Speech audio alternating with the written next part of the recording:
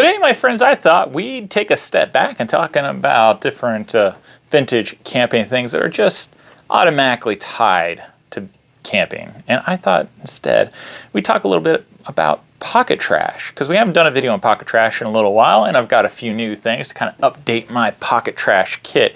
Now, some of these are gifts, and some of these are things that I was able to scrounge up myself. Now, were you ever really a camper, someone, a man or woman of the outdoors, if you did not have some way of keeping your matches dry? Now, there's lots of different match safes. In fact, Dave Canterbury, I see on his post, he's got quite a collection of really cool match safes. And I feel like my Marbles match safe is just too common compared to some of the cool stuff he has. But nonetheless, they came out with lots of different match safes. In fact, you could even take two cartridges, I guess it wouldn't be cartridges, but two shotgun shells of different diameters and put those together.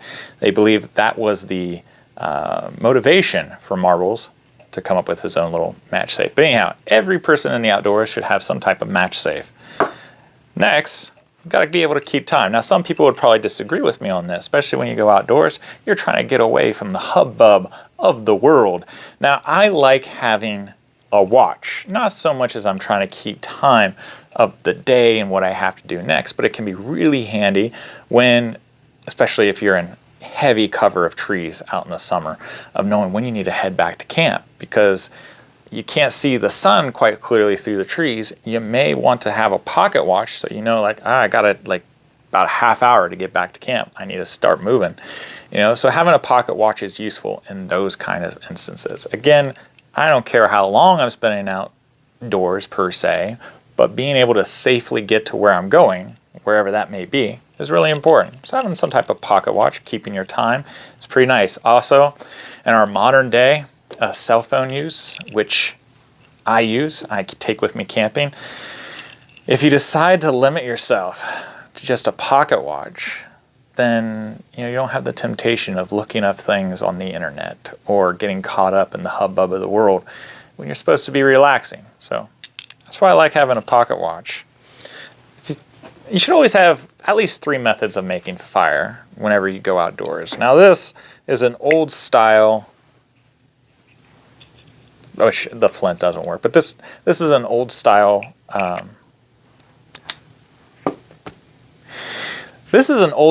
lighter that is a reproduction of an original one. I think it's the number 33 or number 6, I don't know, brass number 6.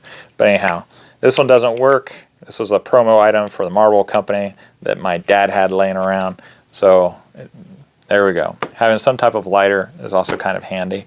Having a pocket knife, we're getting away more and more from taking pocket knives where we go.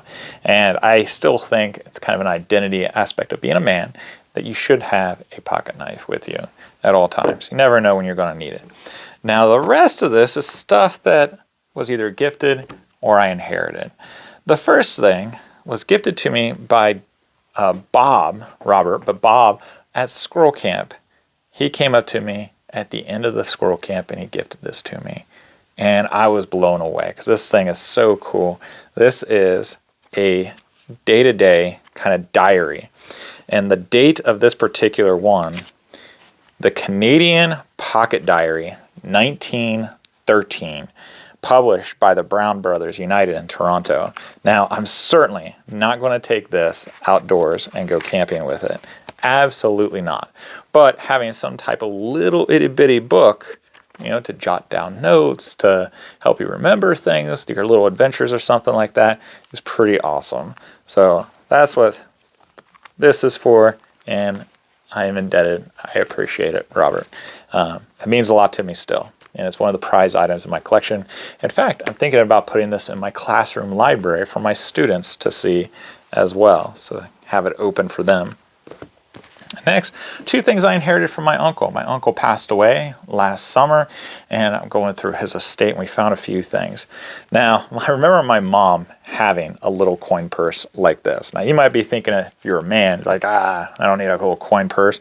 But even men use coin purses like this, especially in the early 20th century, because carrying coins, most things cost the value of a coin versus dollar bills like what we have today. Thank you, inflation. So having a coin purse for your money is quite practical, and the beauty of it fitting in your vest pocket, like so, is quite useful as well.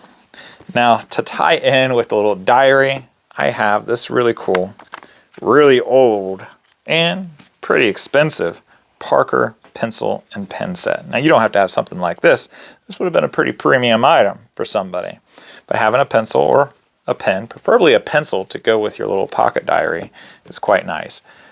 If I was going out camping, I take a wooden pencil because you can always whittle it away and it's good to go. Having a mechanical pencil or having a pen, that's a whole other set of issues. So I'd probably keep this at home, but I really wanted to show you guys this thing because it's just too cool to have an old style mechanical twist pencil from the Parker company and a really nice old ink pen. Isn't that cool? So anyhow, I guess this will stay at my desk. But if you have some pocket trash that you like to take camping with you, backpacking or hiking or fishing or whatever your outdoor adventure is, then put it in the comments below. Share with us. We'd really appreciate it. We love hearing what you guys had to say. Even if I don't get a comment on them, I try.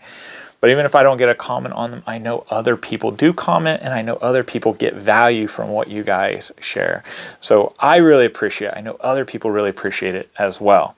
If you'd like to see my video on the Press and Mess Kit, it's going to be at the end. If you don't know what the Press and Mess Kit is, you should definitely check it out. We're taking 500 people and more if possible, but I need a minimum of 500 people who are interested and who's pretty committed to participating in it once it becomes available.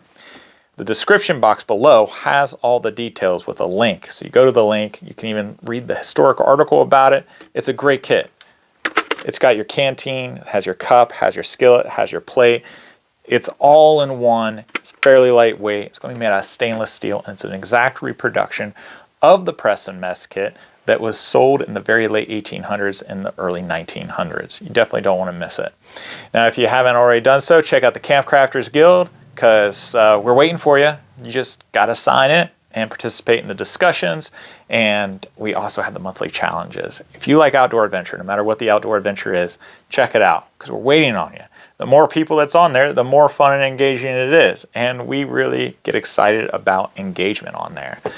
Now, if you'd like to see the video about the Press and Mess Kit, you can check it out here. If you'd like to see my video about other historic or traditional camp crafting items, then check it out here. Give a kiss hug to your loved ones. Have a great week. I'll see you next time. Take care.